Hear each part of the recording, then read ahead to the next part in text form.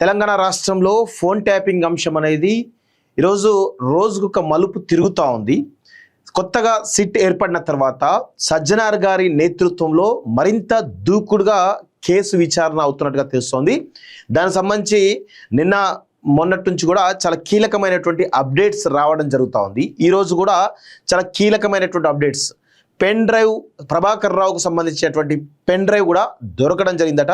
దానిలో దాదాపుగా 6,000 మంది కాంటాక్ట్లను ఏవైతే నెంబర్లు ఉన్నాయో వాటన్నిటి కూడా ట్యాప్ చేసినట్టుగా తెలుస్తూ ఉంది. దానిలో ఈ ప్రభుత్వం ద్వారా ఏదైతే అఫీషియల్గా అనుమతించినటువంటి నెంబర్లతో పాటుగా అసలు అందులో లేనటువంటి నెంబర్లు కూడా ఆ పెన్ డ్రైవ్లో ఉన్నట్టుగా చాలా స్పష్టంగా తెలుస్తూ ఉంది. దానిలో జర్నలిస్టుల ఫోన్లు, రాజకీయ నాయకుల ఫోన్లు కావచ్చు, లేకపోతే ఇటు జడ్జిల ఫోన్లు కావచ్చు, అధికారుల ఫోన్లు కావచ్చు, చాలామంది ఫోన్ నెంబర్లు కూడా ఆ పెన్ డ్రైవ్లో ఉన్నట్టుగా చాలా స్పష్టంగా తెలుస్తూ ఉంది. దానికి సంబంధించినటువంటి డీటెయిల్స్ మనం పూర్తిగా మాట్లాడేటువంటి ప్రయత్నం చేద్దాం. సో ముఖ్యంగా ఇక్కడ న్యాయ వ్యవస్థ కూడా ఆలోచించాల్సిన విషయం ఏంటంటే 100% ఇందులో కొంతమంది జడ్జిల ఫోన్లు కూడా ట్యాప్ అయినని చెప్పేసి తెలుస్తూ ఉంది. దాని గురించి కూడా డీటెయిల్గా తెలుసుకోవాలని చెప్పేసి కూడా ఈరోజు మేము కోరుతా ఉన్నాం. సో ఇక్కడ చూడండి ఒకసారి, 6,000 ఫోన్ నెంబర్లు ట్యాపింగ్ కేసులో స్వాధీనం చేసుకున్న పెన్ డ్రైవ్లో గుర్తింపు, అధికారిక అనుమతులు గోరంతా, ట్యాపింగ్ కొండంత, ప్రభుత్వ పెద్దల ఆదేశాలతో అధికారికంగా కొన్ని, నాటి మంత్రులు అనధికారికంగా ఇచ్చినవి మరికొన్ని, ఎస్ఐబి అధికారులు వ్యక్తిగతంగా ట్యాప్ చేసినవి ఇంకొన్ని, నాటి సీఎంఓ 2 మంత్రుల పాత్రపై ఆధారాలు, విచారణలో సహకరించని ప్రభాకర్ రావు. సో ఇక్కడ చూడండి, 100కు 100% నాటి సీఎంఓ అని చెప్తా ఉన్నారు కదా, 2 మంత్రుల పాత్ర అని చెప్తా ఉన్నారు కదా. నాటి సీఎం అంటే ఎవరు? సంతోష్ రావు జోగినిపల్లి కావచ్చు, కేసీఆర్ కోర్టులో ఉన్నటువంటి కీలకమైన వ్యక్తుల సంబంధించినటువంటి పాత్ర ఒకటి. 2 మంత్రులు అంటే ఎవరు? హరీష్ రావు అవుతారు, కేటీఆర్ అవుతారు. వీళ్ళు కాకుండా ఇంకెవరైనా ఉన్నారా అంటే చూస్తే లోతుగా గమనిస్తే ఇక్కడ ఎర్రబెల్లి దయాకర్ రావు ఉంటాడు అనేది చాలా స్పష్టంగా తెలుస్తోంది. అందులో బల్క సుమన్ ఉంటాడు, ఇంకా రకరకాల వ్యక్తులు ఉంటారు అనేది చాలా స్పష్టంగా తెలుస్తోంది. అంటే కేసీఆర్కి అతి సన్నిహితంగా ఉండేటువంటి మంత్రులు అన్నమాట. సో మరి వీళ్ళ పేర్లు ఉంటాయా లేకపోతే వేరే వాళ్ళ పేర్లు ఉంటాయా చూడాల్సిన అవసరం అయితే ఉంది. విచారణలో తేలేటువంటి అవకాశం అయితే కనబడతా ఉంది. సో ఫోన్ ట్యాపింగ్ కేసులో కీలక విచారణ అంతా ఒక పెన్ డ్రైవ్ చుట్టూ సాగుతోంది. ట్యాపింగ్ కోసం అధికారిక అనుమతులు పొందినటువంటి నెంబర్లు కొన్నే కాగా అనధికారికంగా వేలాది ఫోన్లను ట్యాప్ చేసినట్లు గుట్టు ఆ పెన్ డ్రైవ్ ద్వారా సిట్ చేతికి చిక్కినట్టు తెలిసింది. మావోయిస్టుల పేరిట ప్రముఖుల ఫోన్ నెంబర్లే కాకుండా ఎలాంటి అనుమతులు పొందకుండా యథేచ్ఛగా వ్యక్తుల జీవితాల్లోకి ప్రభాకర్ రావు బృందం చొచ్చుకొని వెళ్ళిన వికృత క్రీడకు ఆధారాలను గుర్తించినట్లు సమాచారం. అలా 10 100 కాదు, ఏకంగా 6,000కు పైగా నెంబర్లను గుర్తించినట్టుగా తెలుస్తూ ఉంది. దానికి సంబంధించి ఒకసారి మనం చాలా డీటెయిల్గా లోతులుగా తెలుసుకోవాల్సినటువంటి అవసరం అయితే ఉంది. ట్యాప్ చేసినట్టు తెలిసింది. ఈ క్రమంలో సాంకేతిక ఆధారాలతో కేసు విచారణను ముందుకు తీసుకెళ్ళడానికి దర్యాప్తు అధికారులు ప్రయత్నిస్తున్నారు.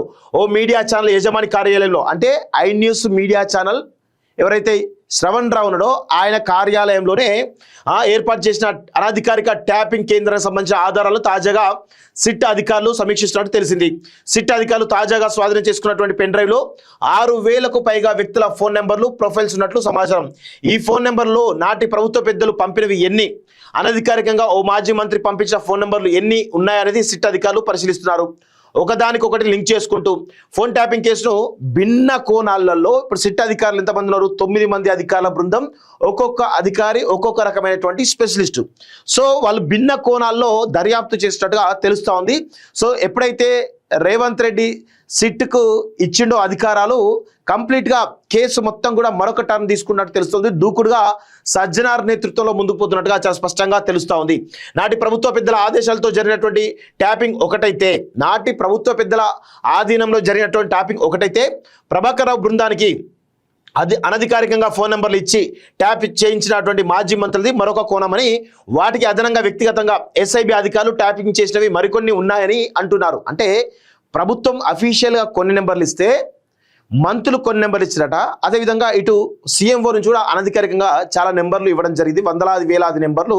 అలాంటివి 6,000 కాంటాక్ట్ నెంబర్లు అనధికారికంగా ట్యాప్ చేసిండ్రు అనేది చాలా స్పష్టంగా పెన్ డ్రైవ్ లో తెలుస్తా ఉంది. వీటిని ఒకదానికొకటి లింక్ చేసుకుంటూ వెళ్లడం ద్వారా ట్యాపింగ్ లక్ష్యాలను గుర్తించే అవకాశాలు ఉన్నాయని భావిస్తున్నారు. ఈ కేసులో అరెస్ట్ అయినటువంటి పోలీస్ అధికారుల వాంగ్మూలాల ఆధారంగా 2 మాజీ మంత్రులు నాటి సీఎంఓ పాత్రకు సంబంధించినటువంటి ఆధారాలు లభించాయని, వాటి ఆధారంగా నోటీసులు జారీ చేసే అంశంపై న్యాయ నిపుణుల అభిప్రాయం తీసుకోవాలని సిట్ భావిస్తున్నట్టు తెలిసింది. ఫోన్ ట్యాపింగ్ కు కర్త, కర్మ, క్రియ ఒక్కరే కాదని కొంతమంది ఉన్నారని ఒక నిర్ధారణకు వచ్చినట్టు సమాచారం. ప్రభాకర్ రావును బుధవారం సిట్ అధికారులు ప్రశ్నించినప్పుడు సిట్ బృందంలోని 2 ఐపీఎస్ అధికారులు పాల్గొన్నట్టు తెలిసింది.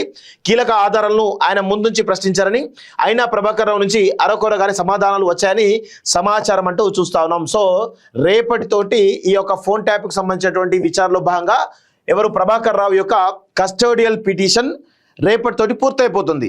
సో రేపటి వరకు 26వ తారీఖు వరకు సిట్ అధికారులు ప్రభాకర్ రావును విచారించే అవకాశం లేదు. ఇంకా మరిన్న డౌట్స్ ఉంటే ఇప్పుడు దాకా పురోగతిలో ఉన్నటువంటి కేసు వివరాలు అవన్నీ కూడా సుప్రీంకోర్టు ముందు పెట్టి మరికొన్ని రోజులు కూడా ఆయనను కస్టడీలోకి తీసుకునేటువంటి అవకాశం ఉంది అనేది కూడా తెలుస్తూ ఉంది.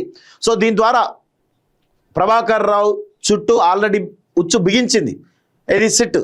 దీని తర్వాత సీఎంఓ అధికారులుగా సీఎంఓ పాత్ర ఎవరైతే ఉన్నారో సంతోష్ రావు జోగినిపల్లి కావచ్చు, లేకపోతే ఇటు కొంతమంది మంత్రులు ఎవరైతే ఉన్నారో వాళ్ళ పాత్ర పైన కూడా పూర్తి స్థాయి విచారణ జరిగేటువంటి అవకాశం ఉందనేది తెలుస్తూ ఉంది. దీంతో పాటుగా ఇంకా ఎస్ఓటీలో ఉన్నటువంటి కీలకమైనటువంటి అధికారుల వివరాలు కూడా తీసుకుంటే బాగుంటుంది అనేది మా యొక్క వ్యక్తిగతమైనటువంటి అభిప్రాయం. ఆ దిశగా సిట్ కొంత పురోగతి సాధించాలని చెప్పేసి కూడా ఈరోజు మేము కోరుతా ఉన్నాం. దానిలో భాగంగా నేను 2 రోజులుగా కొన్ని స్టోరీస్ కూడా చేస్తా ఉన్నాను. దీనిలో కీలకమైన అధికారులను కూడా ఇంకా విచారించడానికి ఎందుకో మరి వెనకడుగు వేస్తున్నారా అనేటువంటి అనుమానాలు కూడా బలంగా కదులుతా ఉన్నాయి. సో మొత్తానికైతే సిట్కి సంబంధించినటువంటి ఈ ఫోన్ ట్యాపింగ్ కేసు ఏతుందో భిన్న కోణాల్లో కొంత డెప్త్గా విచారణ జరుగుతున్నట్టు తెలుస్తోంది. దీనిపైన సజ్జన నేతృత్వంలో ఉన్నటువంటి 9 మంది బృందం ఎవరైతే ఐపీఎస్ అధికారుల బృందం ఎవరుతున్నారో చాలా లోతుగా దీనిపైన పెద్ద ఎత్తున విచారణ చేస్తున్నట్టుగా తెలుస్తోంది. దర్యాప్తులో భాగంగా చాలా కీలకమైన విషయాలు కూడా త్వరలోనే ఇంకా బయట పెట్టే అవకాశం ఉన్నట్టుగా తెలుస్తూ ఉంది. చూద్దాం మరి ఎంతవరకు ఈ కేసు పురోగతి సాధిస్తుందో చూడాల్సిన అవసరం అయితే ఉంది. నెక్స్ట్, నేను ఉన్నంత కాలం కేసీఆర్ కుటుంబానికి గద్దె దక్కనివ్వను. ఆ కొడంగల్ సాక్షిగా ఇదే నా శబ్దం. బీఆర్ఎస్ చరిత్ర ముగిసిన కథే అంటూ చూస్తా ఉన్నాం. 10 లక్షలు మేజర్ గ్రామ పంచాయతీలకు, 5 లక్షలు చిన్న పంచాయతీలకు అంటూ చూస్తా ఉన్నాం. కేసీఆర్, కేటీఆర్ రావులారా రాసిపెట్టుకోండి. 2029లో 3వ వంతు సీట్లతో మళ్ళీ కాంగ్రెసే. ఫామ్ హౌస్ లోనే బందీ కానగా మార్చుకున్న కేసీఆర్ 2 ఏళ్లలో తోలు తీయడం నేర్చుకున్నట్లు మటన్ కొట్టులో ఉద్యోగం ఇప్పిస్తా అక్కడ చెల్లికి జవాబు చెప్పలేని కేటీఆర్ నన్ను సవాల్ చేస్తాడా. కొడంగల్ నియోజకవర్గ నూతన సర్పంచ్ల సన్మాన సభలో ముఖ్యమంత్రి రేవంత్ రెడ్డి వ్యాఖ్యలు అంటూ